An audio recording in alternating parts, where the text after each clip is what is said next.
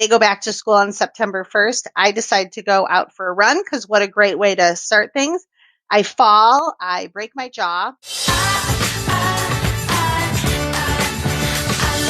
I love bookkeeping. Hello and welcome to the I Love Bookkeeping show. I am your host, Ben Robinson, and today we have a very special guest with us. It's a very monumental time for us because this is a guest, our first guest that we've had that's outside of Bookkeeper Elite, Bookkeeper Business Launch, and I'm very excited to have her with me. She is the founder and owner of Busy Bee Advisors in Sacramento, California, and she currently manages a team of 5 bookkeepers, and she serves over 50 clients on a monthly basis. You can find out more about her at busybeeadvisors.com. Welcome to the show, Melissa Broughton. Thanks, Ben. It's great to be here. Awesome. Okay. So it's pretty exciting for me, as we were talking about before we started recording, that, hey, you're the first one that has not been inside of our little consortium of 8,000 or so people. And I appreciate you being on here and playing with us today. Oh, I'm really excited to be here and to share my thoughts and maybe some knowledge for some listeners out there.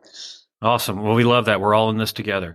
So what we always like to do at first is to give some exposure to, like, hey, why in the world did you start a bookkeeping business?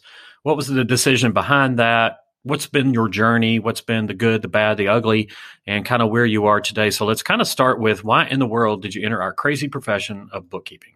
So it was kind of meant to be. I was a controller for a manufacturing company. I was working between 70 to 80 hours a week. I had 2 kids at home that I really loved a lot, and a husband that I like to see occasionally, and who I also adore, of course. And was just feeling really burnt out and really unappreciated. And I finally hit a point where I had enough, kind of bumped heads with my boss. And on Friday, August 25th, 2017, I left and I really was committed to not going back. So I got home, had a conversation with my husband. He was totally supportive, as wonderful spouses are, of like, okay, what's the next step? And I had a week left of summer vacation. So I spent the week with my kids. They go back to school on September 1st. I decide to go out for a run because what a great way to start things. I fall, I break my jaw, and I shatter most of my teeth. So horrible. So what this put me, I know, what this Goodness. put me Wow. in the position of was really having a challenging time to go out there and find a job and having to have, oral surgery, what turned out to be a whole bunch of rounds of oral surgery. And I needed to let myself heal. So I had time to prospect, right? I had time to look and see what was out there. I looked at a couple positions where I could kind of work from home and reached out to some friends and had a really interesting opportunity come across with just that one client that's just enough to say, okay, this is an opportunity. And he was in the process of growing his business, did not have an office space, needed a bookkeeper, but really only needed somebody for Hey, about Melissa, I hate to interrupt. Your microphone's kind of breaking out. Maybe move it a little closer to your face there, if you Sure. can. Yeah, I think we were breaking up there just a little bit. All right, so you had the client. Okay, all right. Yeah. So found a client. It was a really short term client. I knew he would grow out of needing a remote person, I guess is the best way to put it. And so that bought me 3 months to really to look and to find other clients. So the one thing that I can, definitely say for people out there is that you have a backup plan. So maybe put some processes in place. Maybe, know that you're going to work really hard for a short amount of time while you build up your book of business just a little bit. So had that one client, and then it transitioned to, word of mouth, gained a few more really slowly. And then I found this amazing networking organization called BNI. Oh, yeah. Know them Yeah, very right. well. Heard of them. And from there, my business just exploded. I mean, it really did. And I haven't looked back since. So, Okay, so that was August of 2017, right, yep, when all this began. yep. And today you serve, I know it's more than 50, but how many current clients do you think, on a monthly basis? So I checked yesterday because I had a feeling you'd ask that question. So we have 62 clients that we work with every month. And our goal is to get to 100 by the end of the year. Wow. Yep. Now that's amazing because you're just a year and a half into this. Well, maybe just a little bit more. That's tremendous. So you've done a lot well, and that speaks volumes about the level of service that you're offering there. So you should pat yourself on the back Well, for okay. for all that, right? Because I think in business and us being very meticulous and very expecting order and accuracy, we don't stop to smell the roses and say and look at how much we have accomplished. So one of the things that I really would encourage you to do and everybody is that really stop and like really physically write down all the accomplishments that you have made, because inside of a year and a half, I mean, that's 18 months. That's like almost 4 clients a month, which is unheard of, right? So you're doing a lot of things right. And so one of the first things you need to affirm to yourself what you have done right, because we're always striving for that next thing and more. And I get that. And I'm the exact same way. But at the same time, we have to say, hey, I've done a lot here good. So that's just something I want to suggest that you do. Okay. Now, so I know that going from zero, getting that first client to where you are today hasn't been all puppy dogs and rainbows, right? No, it definitely hasn't been puppy dogs and rainbows. I'm sure I've probably, made some mistakes along the way. In fact, I know I've made some mistakes along the way. I've definitely learned from those mistakes. One of the biggest things I've learned is to stick to my pricing and to not negotiate to the point that, of course I want to help that client, but in the initial phases when I'm talking to somebody, there will definitely be indicators of them really saying that they either can't afford or won't value my service. And those have been the biggest challenges because it just kind of kicks you in the pants when, you have a client who you've delivered for, you've spent hours on, and then they don't pay. And right. Yeah. And I don't think that clients necessarily realize how, I don't think people necessarily realize when they don't pay their vendors how difficult it can be for those vendors. But we've learned along the way. So one of the best things that we did was everybody that we work with is put on either ACH or direct bill, and we bill weekly. And Bill weekly. yeah, we bill Interesting. weekly. Okay. So we, of course, have our monthly clients, so they get billed automatically on the first of the month. And then if there's follow up that needs to be done, there's follow up that's done as far as getting bank statements and just additional information. And then it's those other clients, right? The ones that fit in the other box. And that gets all kinds of, there's all kinds of things that fit into that of what we do. Um, those are the ones that we're billing weekly when we're billing for our time on an hourly basis. Gotcha. So do you have a physical office or do you work out of your I'm home? home based. Awesome. Yep. And are your clients mainly in the Sacramento area, or are they scattered about? I would say about 80% of our clients are in the Sacramento area. I don't have anybody right now that's outside of the state of California. So I've got Sacramento area and then down towards the Bay Area. Okay. All right. So that's good. So do you ever physically have to travel to your clients' offices?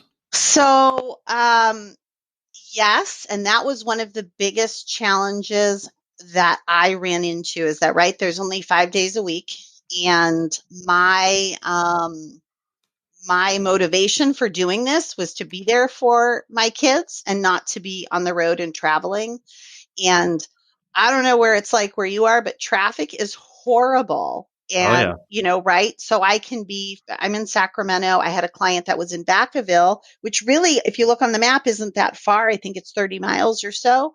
And it could take an hour and a half to get home from there. So I either I knew that I either needed to make the choice to not service those clients and just to do remote clients, or I needed to find somebody maybe who really liked being on site with clients. And so I honestly, I got really lucky. And one of the girls that works for me loves being on site with clients. There's 3 days a week that's all she does, and then the other 2 days a week she does remote clients. Okay. So it Wow. means that the one client that I do go out and service feels very, very special. So Oh, yes. Yes. Because, that's one of the things about working out of your house. It's like what you want.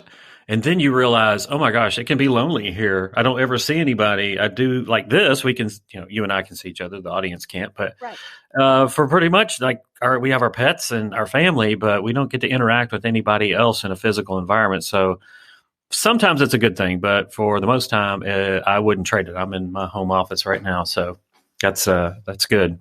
Well, so it can be really isolating, right? And BNI, again, I go back to that. BNI is great for that for me because, I go to my weekly meeting and I meet with other business professionals, and even listening to the I Love Bookkeeping podcast to give you a shout out, to know that there's other bookkeepers out there that are probably feeling isolated just like I do sometimes. So Hmm. Yep. Absolutely. Absolutely. Now, I want to question one thing because you said there's only 5 days in a week. The Beatles said there's 8 days a week. I So, haven't found that missing day. I wish I yes, could, but yes, there's a reconciliation discrepancy here. there I there don't, is. They're yes, off. yeah, bookkeeping humor. Ha ha. Right, right. Oh, so for anybody that's considering this, right? Because we have a lot of people that were in your shoes, right? They worked as a controller, they work in an accounting department, bookkeeping, and between the commute, the stress of working for an ogre for a boss, or just the natural of like, hey, I'm away from my family. Maybe it's nothing negative at the work, but looking back on that, do you have any sage advice that you would give to somebody who's considering starting their own virtual bookkeeping business, working from their house? Um, I think the biggest thing is that you need to be a self-starter. You need to be somebody Mm. who's self-motivated because you think that boss is tough. But let me tell you, the day that you try to go into your office because you have a client deadline and your printer decides not to work and the water company has come and, not turned off the water because you haven't paid your bill, but turned off the water because they just decided to. And there's, construction going on outside and 100 other things that are out of your control are happening. You really have to just kind of push through it. So there's that. And then there's also the fact of it's a totally different animal to work with, even 5 clients as opposed to having one boss. Yes. And you have to really develop kind of a thick skin. I mean, we've gotten to the point where we're big enough that if I don't love my clients, I will either find one of the bookkeepers on my team that are a better fit for them personality wise than I am, or they're terminated as a client.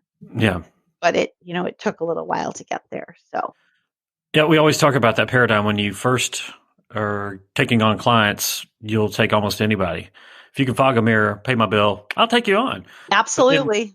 but now it's no longer about money. I mean, I'm sure that it is a little bit about money, but you don't have to have that to feed your children or your family. It's more about just growing the business because you want to take it to a different direction. Right. So you can become a lot more choosy now. So, well, that's great. That's all sage advice. And I agree with you 100%. Like you got to be gritty in this business, in any business, because like you said, the buck stops with you, especially at the beginning. The printer doesn't work, the water's out, the lights out. You got to figure out how do you overcome it. There's no help desk to call. There's no boss to go to. And the very thing that we want, freedom, flexibility, is the thing that we get, and then we're terrified by it because we have freedom and flexibility, and nobody's telling us where to go. Right. So, but for me, I always say now I'm unemployable. There's no way that I would work for anyone else. I'll dig dishes with a spoon before I did accounting or bookkeeping for someone else. Oh, it's so true. I am completely unemployable. I have absolutely accepted that I would just be terrible to work as an employee for somebody. So Yeah, yeah, I'd get fired probably within 5 minutes. so something that's interesting that I just kind of want to put out there, and I don't know if your questions will get to this or not, is that there is just so much room for growth in this industry. I have, so in a year and a half or a little bit more, really not run into any competition. And I would love to say that it's because we're so amazing. And I think we're really good. I really do. I think we're very good. I think we're very thorough. I think we're a friendly group of gals, so to speak. But we're not, there's nothing that's that amazing, right? Not to undersell what we No, do, sure, I but understand. we have not run into any competition. And Oh so yeah. what that means is that there is so much business out there. You're not talking about a company where, if you're a salesperson and you have a territory, you're kind of constantly bumping into competition. There just hasn't been any competition. So this business, if somebody's thinking about it, I mean, just kind of jump right in with both feet. Yeah. That's sage advice right there. And after you jump in, don't look back. It's like, Absolutely. After you jump in, don't look back. Don't, yeah, have a backup plan maybe, but don't have a backup plan where you want to throw the towel in if you have a rough day. So, absolutely. Well, that's great. Thank you for sharing that. So let's kind of transition over because on all of our shows, we kind of like to understand your background, your perspective. But let's start kind of looking forward because this kind of gets us up to date. Look out 3 years from now. What's your vision for your business, your bookkeeping business? Sorry, don't know why I tripped over that. Where's it going to be? What do you want it to look like? What do you want it to feel like when you walk into the virtual office in 3 years from now? I think at the 3-year point, I actually would like to be in a commercial space. We tried a couple of months ago to find a commercial space, and just for a variety of reasons, we actually made an offer and ended up it just wouldn't have been a good fit. I would like to be in a commercial space. I would like to have, I would say, 10 full-time bookkeepers that are working for me. Um, and I'd really like to have a good, solid, office manager in place. And I think that office manager position is key because I will say that there's a lot that I could delegate if I had somebody else in my space with me. And finding that admin person has been my biggest challenge. Do you have a Um, VA? Do you have a VA right now? I do not. Okay, well, let's come back to that in a second, but continue. Sorry. Okay. No, it's okay. So, to build to 10, and I would really like to be in the position where I'm not necessarily touching client accounts anymore.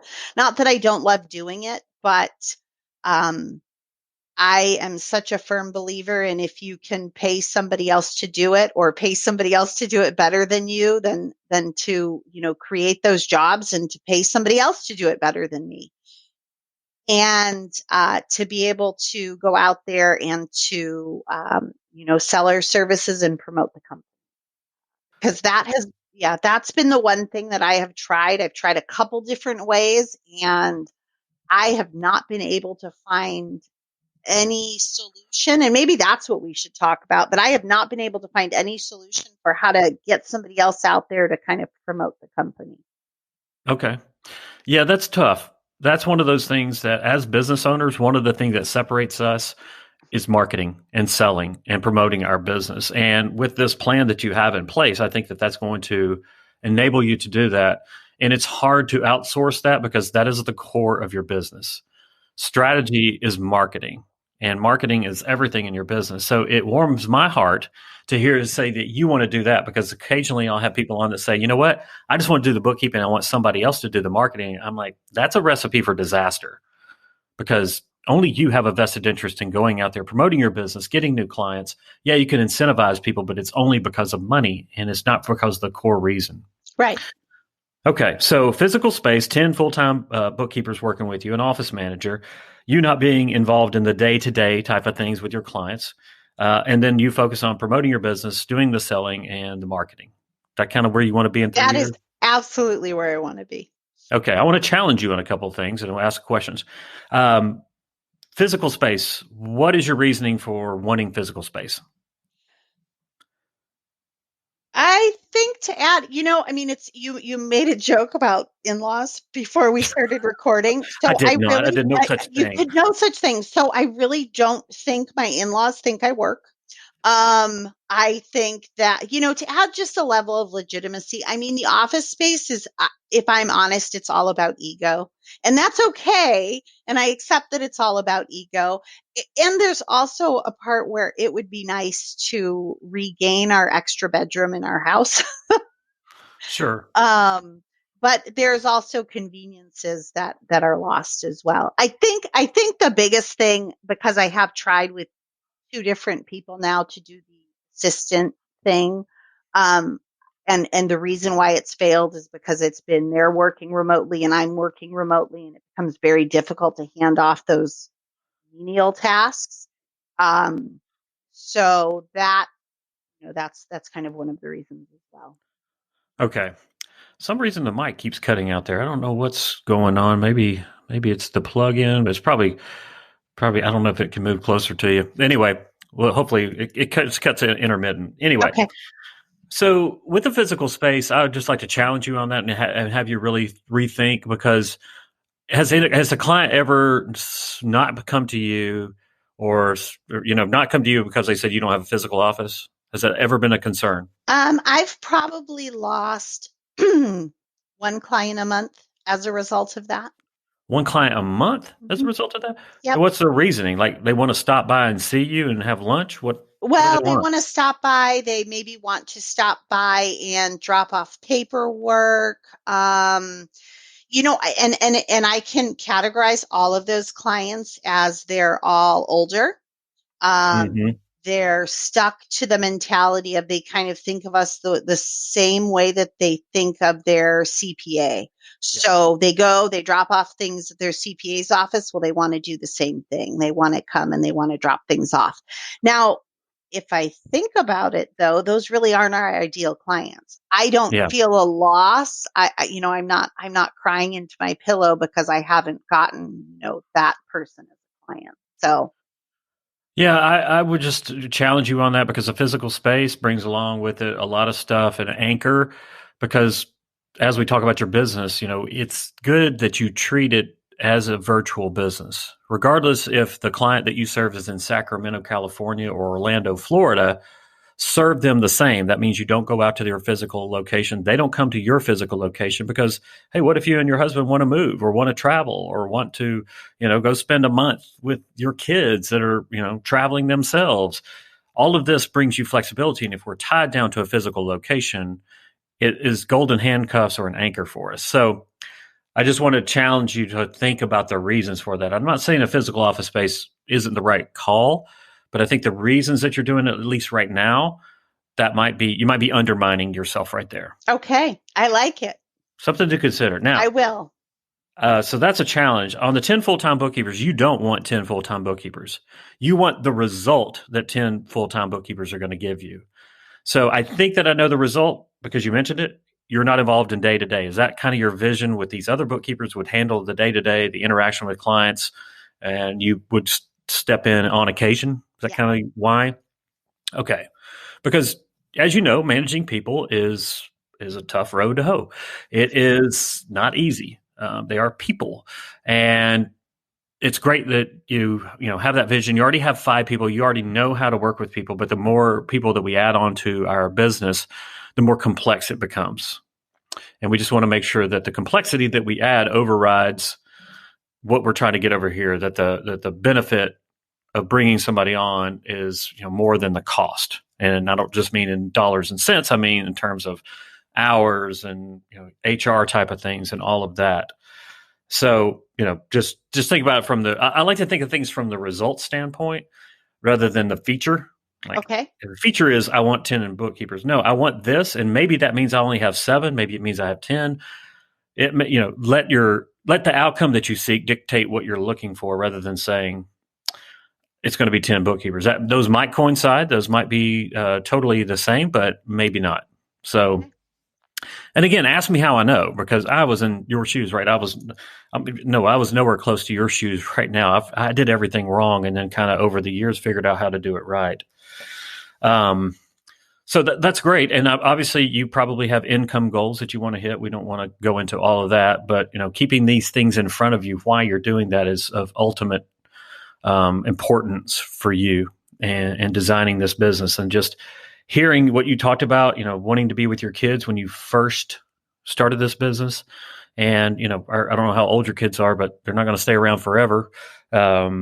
They're not going to live at home forever. Let's hope. No. Right. So my oldest is, and that was kind of one of the big motivators. My oldest is 18 now. He he decided on his 18th birthday to enlist in the Marine Corps, and we are so proud of him. But Absolutely. that time is, that's it. He ships out for boot camp in August, and then he will be around the world. So I think everything you're saying is so true. I don't want to be tied to an office. I would love to be able to go and, and visit him wherever he's stationed. Well, hopefully wherever he's stationed within Yeah. reason. Mm-hmm. And then, my youngest is 10, and I know how fast those next 8 years are going to go. So I love everything you're saying. So, yeah. Well, it's just when we start to kind of paint ourselves into a corner, it becomes difficult to get us out of that. And we become, golden handcuffs. That's the phrase that I always use there.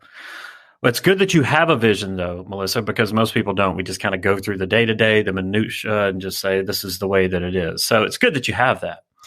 Now, moving on to kind of what you wanted to talk, and I do want to talk to you about the power of a VA because you mentioned office manager. So let's circle around to that because I just had an intensive here where we went through how powerful a VA can be, a virtual assistant for everybody who doesn't know what a VA is.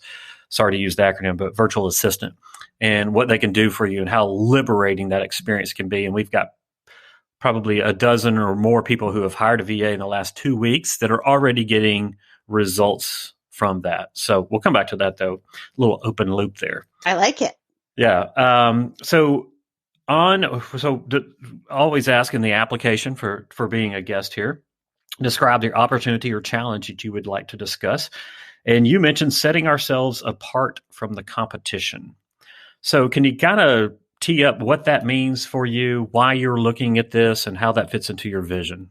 So because we're virtual, and because, somebody can go on to QuickBooks or Intuit's website and search for a pro advisor and we'll come up, and so will a whole bunch of others.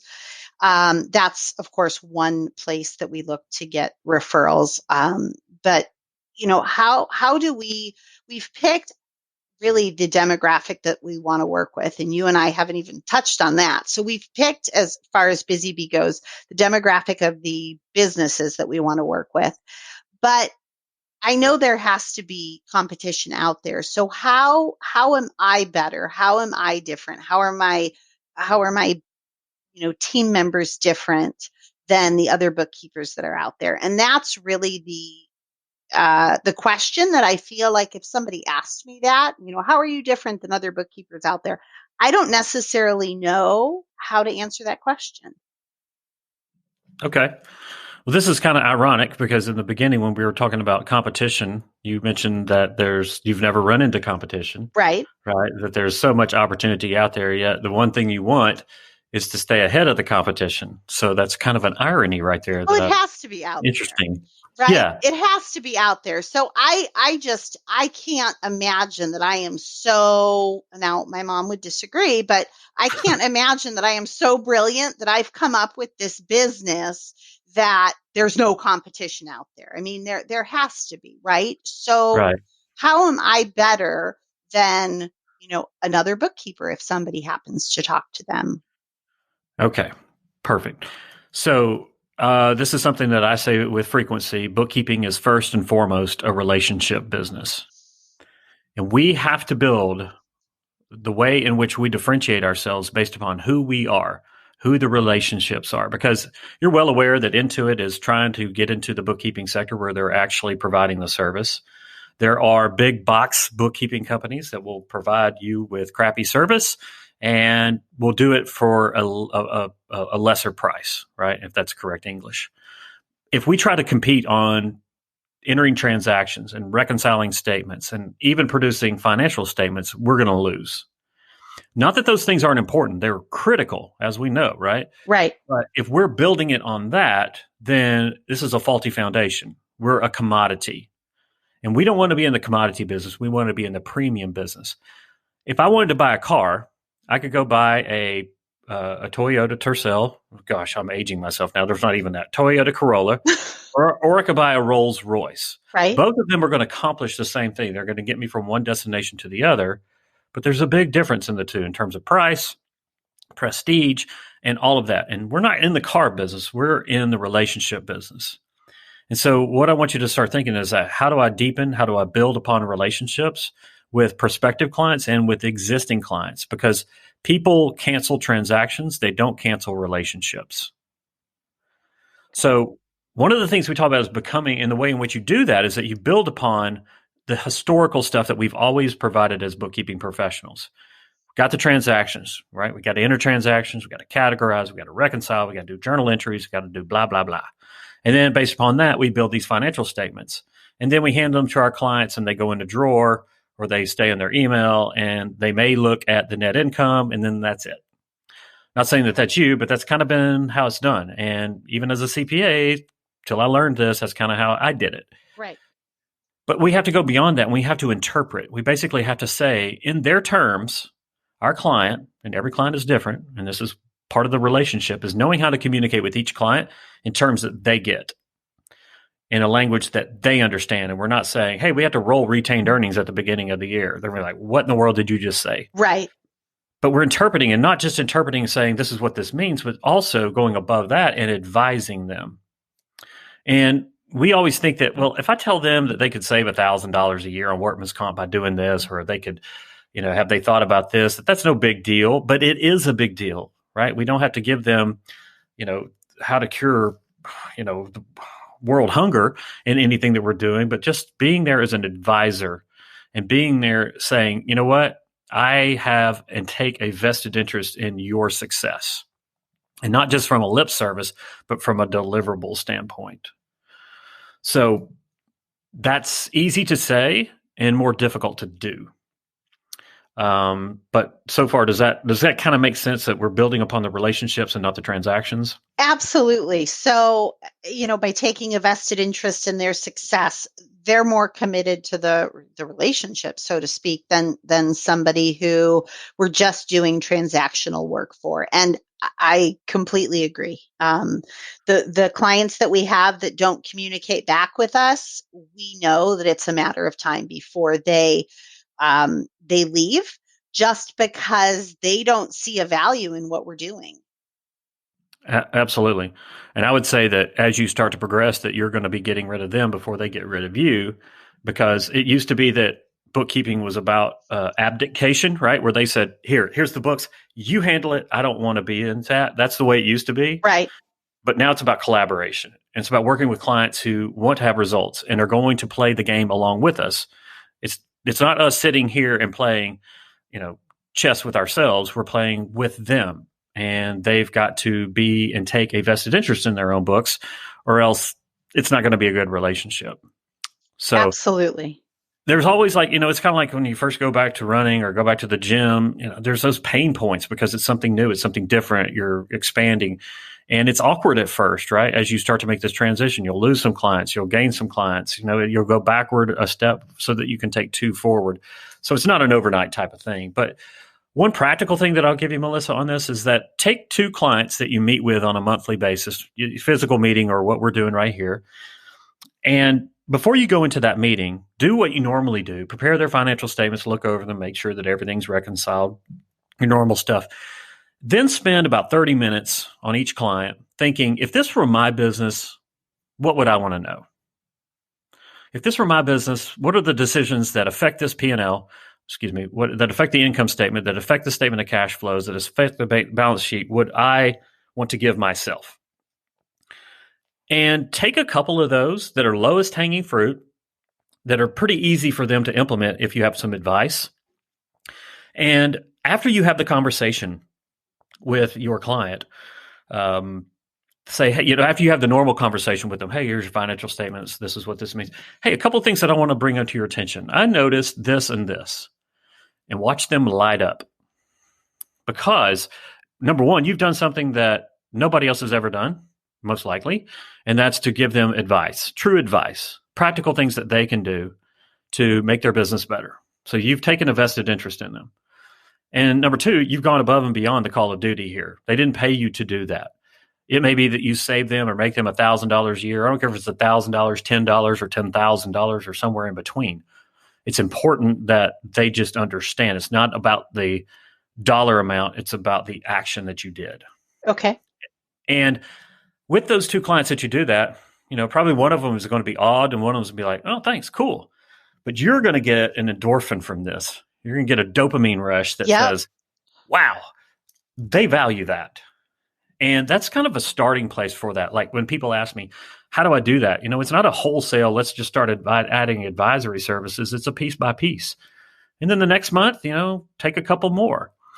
And what you start doing in this, and you're not charging for this, all right? So you're kind of experimenting and, you are spending some time. So it does take that.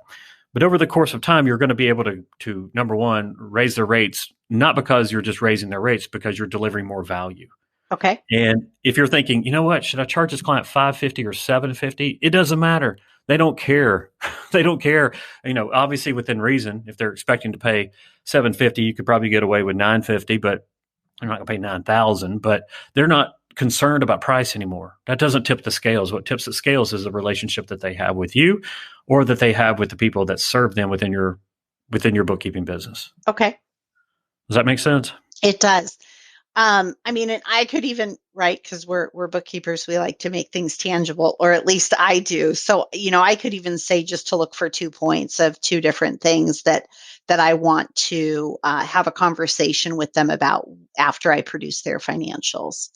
And how do you feel about those clients that are not receptive to feedback, I guess, if I'm asking that question right?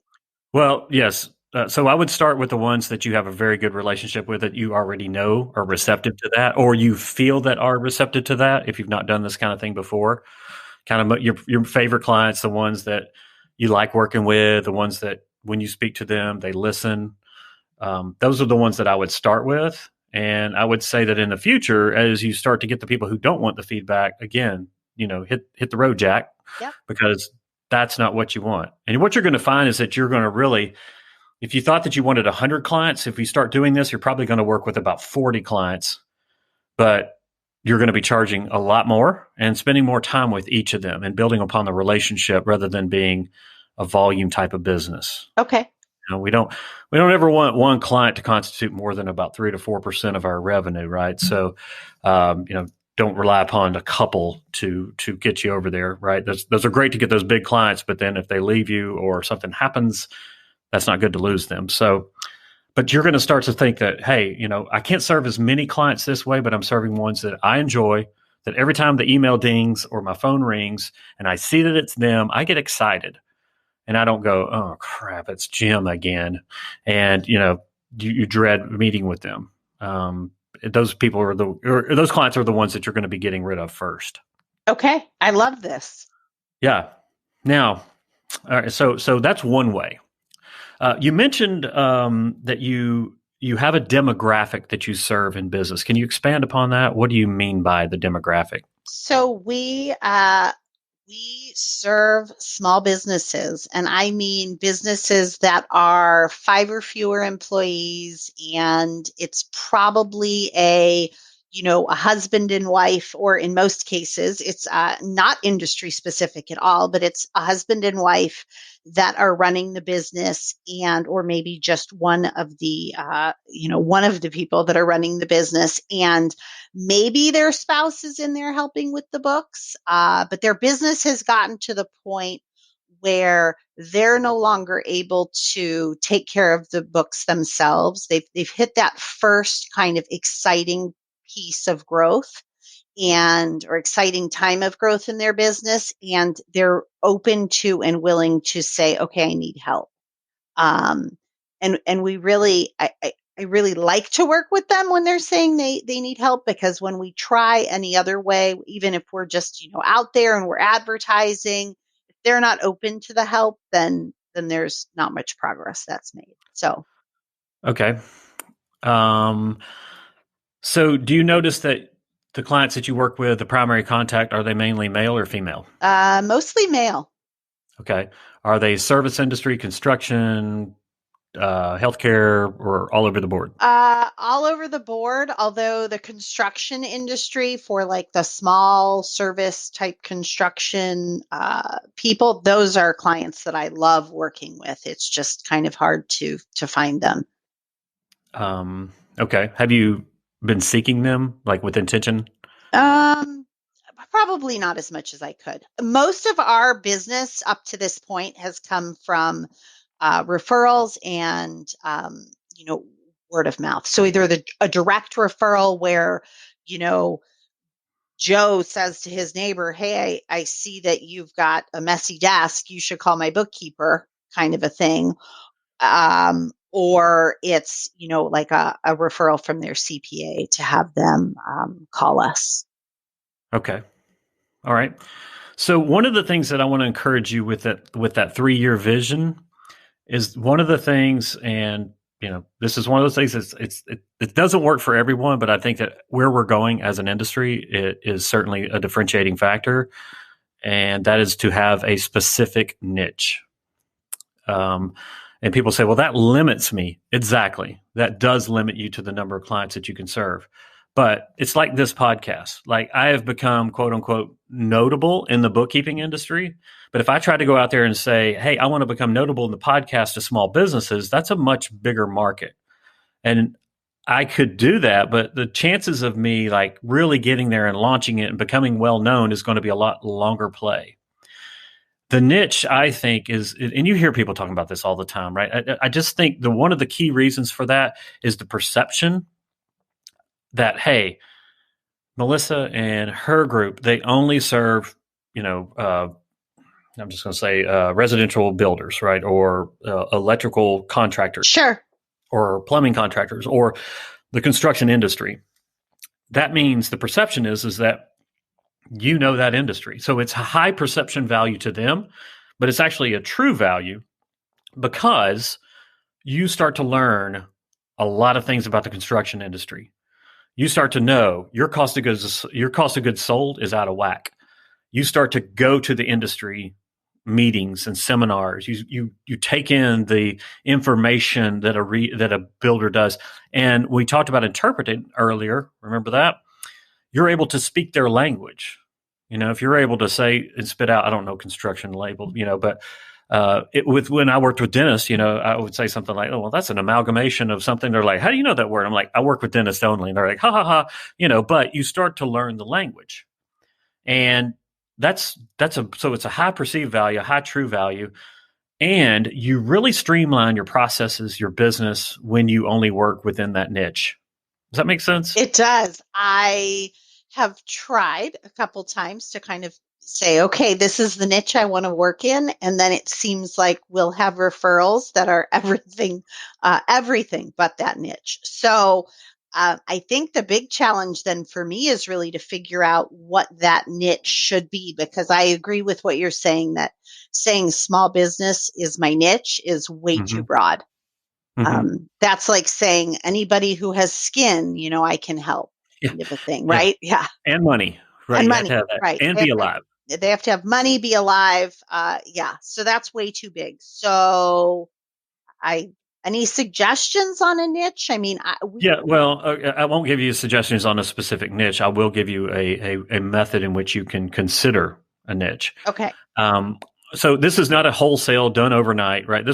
Imagine that you had, because this happened in my hometown, the elementary school that I went to was old and decrepit, and they needed to build a new one. Well, they didn't just tear down the old school and then build a new one. They started building the new one behind there, and then they started moving a little bit at a time over there. And eventually they crashed down the old school, so it made way for the new.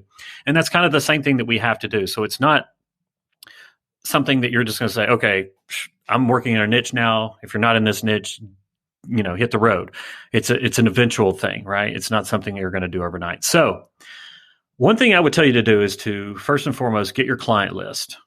Okay. And get your client list and go through there and highlight 10%. And I'm just throwing this number out there. Highlight the 4, 5, 6 clients that you freaking love, right? So probably going to be for you 5 to 10 clients. Right. you just love working with them, right? Don't think a lot to it. Just go through the list pretty quick, highlight them or mark them or whatever. Then go and start doing a study, a reverse engineer into why is it that you said that? Okay. Start to look at all the attributes that they have, and we're talking about demographics. So are they male, female? What's their age? Where are they located? What industry are they in? What's their revenue? How many employees do they have? What am I doing in their books? What makes me smile when the phone rings with them? So there's tangible and intangible, or more like social reasons that you like working with them. And what we want to do here is to reverse engineer, because it might not be, you don't always have to niche by industry. You can niche by demographics. Now, it's great when you can layer these in here, but I want you to really start reverse engineering what makes your ideal client. So this is like, rather than you finding the niche finds you. Okay. And Got it. yeah, so this is an ongoing experiment. But when you do that, you're going to think things in the middle of the night. Oh, you know what? I like them because XYZ. We have kids that are about the same age, or they play the same sport, or they make $1 million. All these make about between $1 million and $1.5 million a year in gross revenue. There's all these different things, and what you're going to start finding is that there's probably some common connecting points there. Okay. Now that's one way to do that. And then as you start to look at new clients, prospective clients that are referred to you, ask yourself, how alike are they to my ideal client, the 5 or 6 or 10, whatever that you went through and did, and start to see if you can't attract those to you. And, obviously in your marketing, whatever the attributes that those people are putting to you that you really like working with, that they're responsive, all those things, that's what you want to broadcast out to the world. Okay. So that you're attracting what you're putting out there, basically. And, not turning, I don't want to say turning away, but starting to think about turning away those that don't fit into that profile. Okay. So that's one thing, and you may find that they're in the industry and you go, hey, all of these are in the construction services industry and, in the commercial services, whatever the case may be. Now, that doesn't mean, okay, by golly, I'm going to stake my flag in the ground and that's going to be my niche. Since you're established, you got to take it at a little more methodical approach. If we were talking in August of 2017, I would have said, Melissa, try to niche from day one. I did. I swear I did. Yeah. Oh, yeah. And it's, it's not like right now we have some forgiveness in our space, but going back to this being a relationship business, going back to this being advisory, if we try to serve all businesses, that's going to be much more difficult for us. Absolutely. So the vision, so to speak, when I started was to, take maybe businesses that had been home-based businesses that were just ready to start hiring, that were ready for their first step of growth beyond, kind of them doing it themselves, beyond the light bulb idea of, hey, I like doing this, so I'm going to start a business doing this. Mm-hmm. Right. So that was the thought when I started. Small business is really easy. Obviously, from our our track record, has been very easy for us to go after. So it doesn't even scare me to say, okay, so we'll decide what our niche is and we'll turn the rest away. But it will be interesting when I look at the list to see what the commonalities are between those those 10 that I kind of pick out. Look at the price that they're paying too. Sure. That's another thing. I mean, you're looking at any and everything, just trying to find those like kind things, and you're probably at the end of the day going to find 5 or 6 key components that all of them have, or most of them have. So that's kind of that there. Do you have I know you mentioned earlier that you have some hourly projects. Do you mainly charge fixed fee per month? Yes. So we have 3 levels essentially. I've called it, bronze, silver, gold, whatever, different packages, but I base it all on the number of accounts that they have that we're reconciling every month. Okay.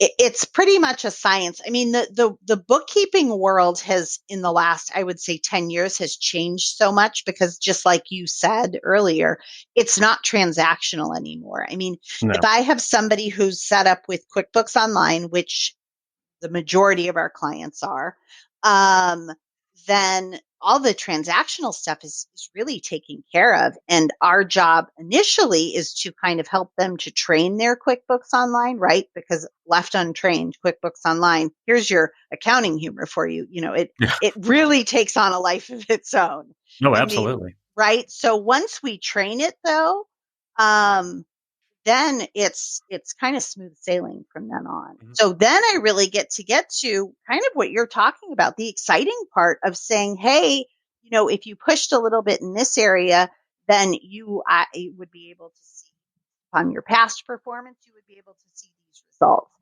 And that absolutely gets me excited to be able to talk to clients about that. Because I think when we're in the middle of the forest, so to speak, it's what's the phrase? It's hard to see the forest through the trees, right? Yeah. The Even trees. Yeah. even with my own business, I know that if I had a me who was looking at it from the outside, I would see it completely differently. Um, so, so I think that what I see with my clients, even when I look at their income statement, over a few months, there's trends, right? Oh, As yeah. a CPA, you know that, but our clients don't know that, and they don't know where to see the trends. So to be able to sit down with them, heck yeah, I do it for free. I Yeah. think that's the one thing. If you wouldn't be willing to do this job for free, you're in the wrong industry, because holy cow, this would be torture if you didn't love the puzzle of it, right? So I am more than happy to sit down with those clients that are receptive to it and have that conversation with them Awesome. of how to grow, or kind of how to lead their business in the direction that they want it. Oh, that's great. There's a lot more, Melissa, that we could cover here, but I think that rather than giving you a bunch of homework and a bunch of stuff, you're already on this great trajectory. You're already doing a ton of things right. You already have a vision for your business. So I think with just these few tweaks, that not only is it going to help you live the life that you want to, you're going to provide tons of value to the clients that you serve. You already are doing that, else you wouldn't have the 63 clients. But it's really going to enable you to add even more value to them and to the relationships, and be able to focus on the clients that you enjoy serving and you can serve to the best of your ability. Terrific. All right. So we always like to end on, what are your action items? So this is for accountability, right? And this is for you, but like, based upon our conversation here today, what are your action items? Is one of them unsubscribe from Ben because he's crazy, right? No, I I love love your bookkeeping. podcast. I love Well, the good. song, that I love Oh my gosh, bookkeeping. yes. Yes, yes, yes.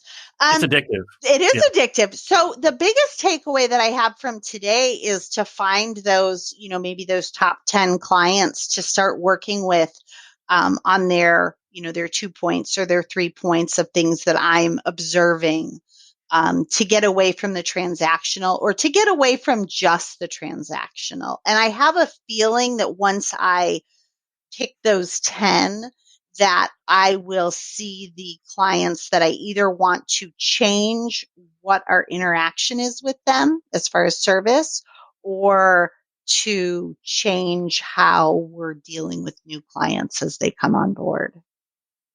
Awesome. Well, the last thing that I'll leave you with here, Melissa, is that for years and years, our industry has been a replacement offer, meaning that, hey, my bookkeeper's not that great. I don't have a bookkeeper, so therefore I'm going to get another bookkeeper. Those days are going away, and we're going from a replacement offer to a new offer. And that new offer is somebody who can interpret, somebody who can advise, somebody who's going to build a relationship with their clients and look at them as such, looking to go deep with individual clients rather than going wide and serving hundreds and hundreds of people. And I really think that's the new paradigm, the new shift where we're headed. I think that's going to isolate us somewhat from artificial intelligence, automation, bot keepers, chat boxes that come up in an online software. Right. That's what's going to insulate us. And that's the reason why, is that we're going to be adding a lot more value to the clients that we do serve. So think, how can I do this? How can I present a new offer? What is it my clients really want? They will tell you. You probably already know a lot of what they want. So I just want to commend you for being obviously doing a lot of stuff right. And I'd love to have you back on and talk more about the VA, because I've said that. We've actually done a podcast that's on VA. I don't know if it's been released yet, that will be tagged. So I can't remember, because I record these and then we don't go by sequence. So I can't remember what I've done in the last 10 minutes after these are done. So check that out, because I go into like the formula for finding a VA, and what they can do, what they can't do, how to leverage them to the best of your ability. Because you find a good VA, it's a game changer for you. Okay. All right. Thank you so much. Thank you. All right. So again, folks, if you want to find out more about Melissa Broughton, go to busybeeadvisors.com. That's with an O, ADVISORS.com. And she's also on Facebook, facebook.com/Sacramento Bookkeeping. So thanks again, Melissa, for being here. Thanks, Ben. Listen, if you would like to hear more great conversations just like today's, then I want you to head on over to ilovebookkeeping.com. There, you're going to find all of the shows, the notes, and some other great goodies that we have for you there. Now, if you'd like to be a guest on the I Love Bookkeeping show, there is a link that says Be a Guest. Go in there and we'll walk you through the process of getting on the show. And finally, to discover more about our programs, go to the courses page on the ilovebookkeeping.com site. There you have it, another great episode of I Love Bookkeeping. Thank you for being a proud listener, and thank you for being a bookkeeping professional. Enjoy the rest of your week. I love bookkeeping. Here's a little shout to all my friends working hard at keeping the books. You want to change your life, you want to grow that biz, it's not as hard as it looks.